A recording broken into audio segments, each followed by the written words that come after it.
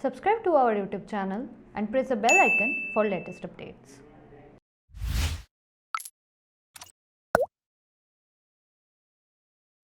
नमस्कार, जोश होश के इस खास बुलेटिन में आपका स्वागत है और करते हैं उन खबरों का रुख जो आज बनी बड़ी सुर्खियां। लेकिन उन सुर्खियों के अंदर की खबर क्या है वो भी जानते हैं। सबसे पहले रुख करते हैं साहब सियासत का।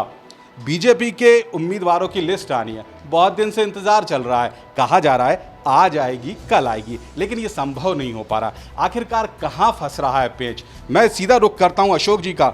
अशोक जी, बीजेपी की एक लिस्ट आने वाली थी, कहा जा रहा है साहब आज आएगी कल आएगी परसों आएगी, क्यों नहीं आ पा रही, क्यों करवा रहे हैं इतना इंतजार? जी बिल्कुल, इंतज़ार लंबा होता ही चला जा रहा है और मुझे ऐसा लग रहा है कि भाजपा इस इंतज़ार के पीछे वेट एंड वॉच की पॉलिसी पे काम कर रही है। और इस पॉलिसी को समझने के लिए 2-3 पॉइंट समझने पड़ेंगे। पहला ये कि कांग्रेस के विधायक भाजपा में आए हैं और अब वो बतौर भाजपा विधायक या भाजपा के उम्मीदवार मैदान में उतरे हैं।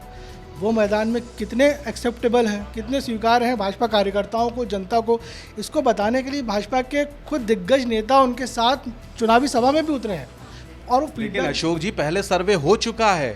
जी सर्वे तो यदि ऐसा नहीं होता तो फिर शायद मुझे लगता है कि इतनी बीजेपी आगे ही नहीं बढ़ती। लगभग तो तय माना जा रहा है ना उनका। जी बिल्कुल तय माना जा रहा है, पर मैं आपको फिर से बता रहा हूँ कि आपको 2-3 चीज़ें और समझनी पड़ेंगी। एक तो भाजपा का कार्यकर्ता, सबसे बड़ी भाजपा की ताकत क्या है, उसका कार्यकर्ता।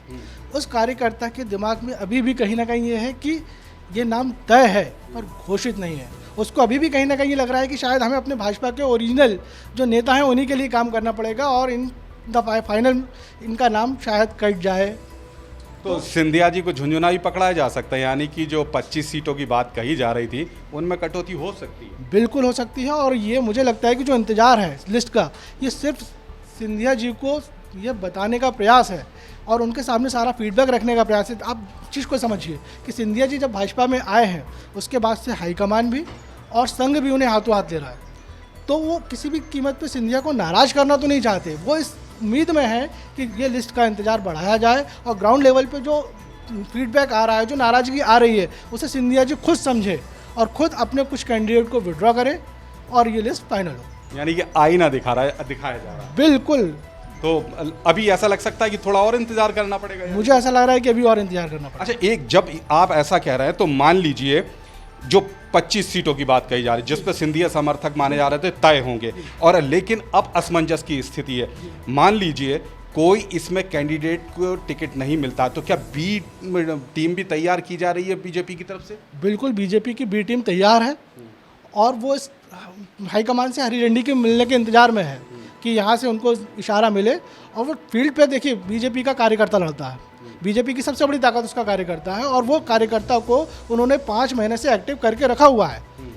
नेता कौन होगा उस कार्यकर्ता, वो कार्यकर्ता किसके लिए लड़ेगा, ये डिसाइड करना बचा हुआ है। तो आप ये मत समझिए कि लिस्ट क्यों नहीं आ रही है। लिस्ट ना आने की पीछे की एक बड़ी वजह है वेट एंड वॉच, यानी कि पहले स्थिति देखी जा रही है। पुख्ता तरीके से बीजेपी आगे बढ़ रही है। वहीं हम कांग्रेस की बात करें तो कांग्रेस अपनी 28 सीटों पर पूरी ताकत के साथ आगे बढ़ रही है और इस बार चुनाव में आपको कई बड़े चेहरे भी दिखाई देंगे, यानी कि सीएम बघेल साहब भी नजर आएंगे, तो शिवसेना के बड़े नेता भी वहां कूदते दिखेंगे। लेकिन साहब आखिर ये सब क्यों आ रहा है? क्या सिर्फ 28 सीटों पर कांग्रेस को जीत दिलाना ही एकमात्र मकसद है?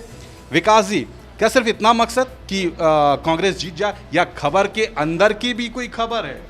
नहीं, देखिए ऑब्वियसली कांग्रेस को के लिए सबसे बड़ी चुनौती उन्हें 28 में से 28 सीटें जीतना जरूरी है। बीजेपी 8 या 10 सीटें भी लाती तो उसके पास सत्ता के चांसेस 99% तक बढ़ जाते हैं कि सत्ता उनके हाथ में रहेगी। वहीं कांग्रेस ने पूरी ताकत झोंक दी है।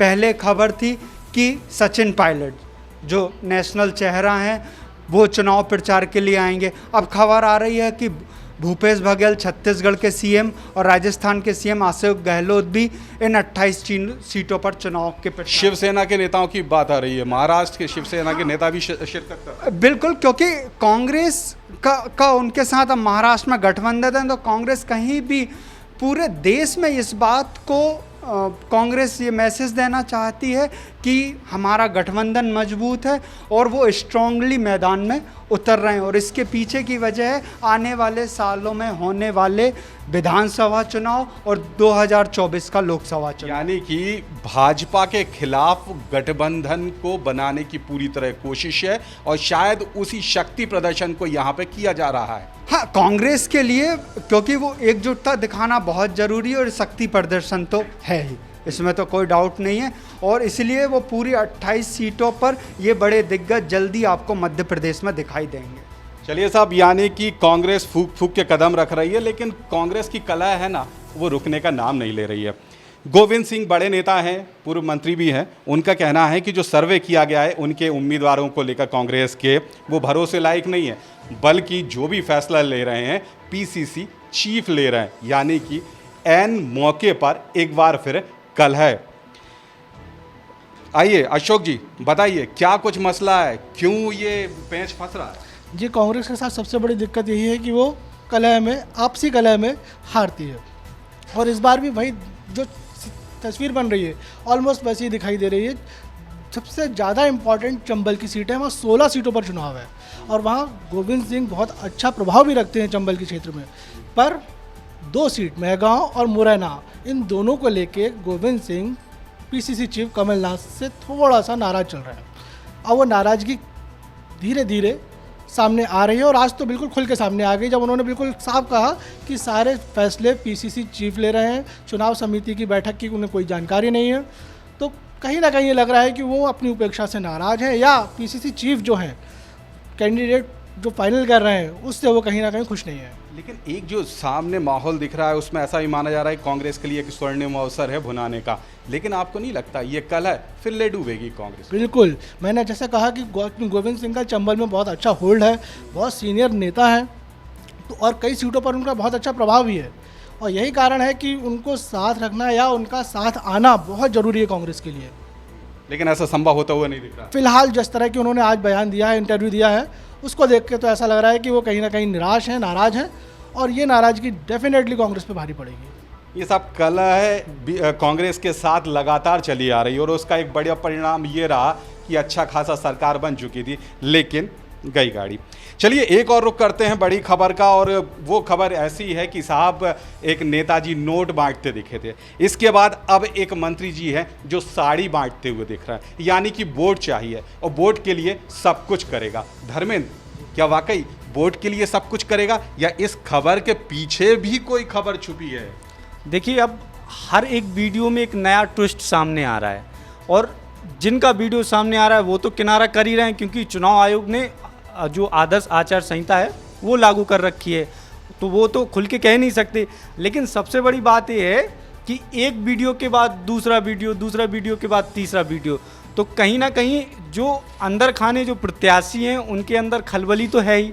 तो वो, और दूसरी बात ये कि हमारे भारतीय लोकतंत्र में ये बात कहीं छिपी नहीं है कि चुनाव में कितना बेतहाशा जो प्रत्याशी होते हैं वो खर्चा करते हैं।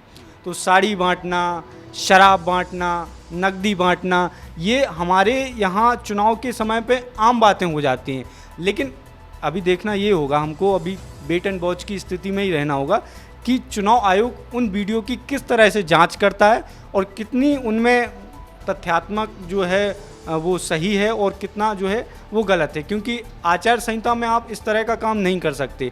तो आज ही जो जैसे ब्रजेंद्र सिंह यादव का जो वीडियो आया तो उन्होंने कहा ये लॉकडाउन के समय का है, उस समय महिलाएं परेशान थीं, तो साड़ी वाड़ी बांटने का हमने काम, यानी कि वोट के लिए सब कुछ करेगा।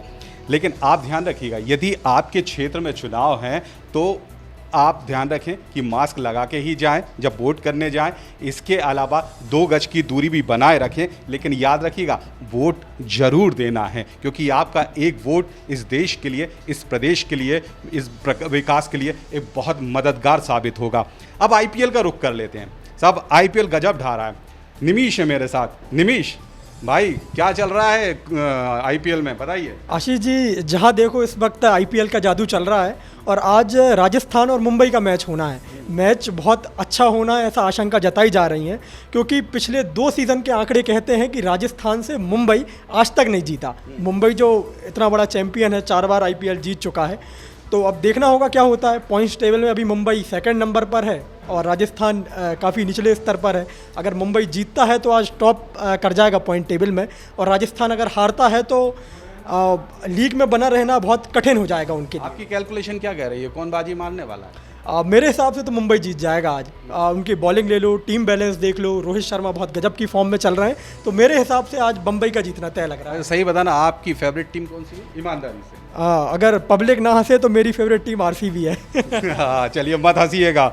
चलिए इसी तरह की और जी एक और खबर आ रही है, चलिए वो भी हम जान लेते हैं। कांग्रेस ने अपने जो 4 नाम बचे हुए थे वो भी घोषित कर दिए हैं, और इस सूची का भी हमें इंतजार है। 2 नाम हमें पता चल गए हैं, मेरगांव से हेमंत कटारे और मुरैना से राकेश मावई का टिकट फाइनल हो गया है। बड़ी खबर आई है, बड़ी खबर आई है, हेमंत कटारे का नाम फाइनल हो गया है। क्या लग रहा है, समीकरण बैठ गया अशोक जी? जी बिल्कुल, मुझे ऐसा लग रहा है कि राकेश चतुर्वेदी जो वहाँ ट्राई कर रहे थे काफ़ी, और जिसको लेके गोविंद सिंह नाराजगी भी जता रहे थे, तो कहीं ना कहीं गोविंद सिंह की नाराजगी काम कर यानी गई। कि गोविंद सिंह जी ने वो बयान दिया था वो कारगर साबित वो हो काम गया। कर गया, हेमंत कटारे को टिकट मिल गया। चलिए, गोविंद सिंह जी ने जो नाराजगी दर्ज कराई थी, इतने जल्दी कहा जा सकता है कि सफलता भी मिल गई। इसी तरह की अन्य खबरों के लिए, खासकर विश्वसनीय खबरों के लिए और खबरों के अंदर झांकने के लिए कि आखिर खबर क्या है, देखते रहिए जोश होश।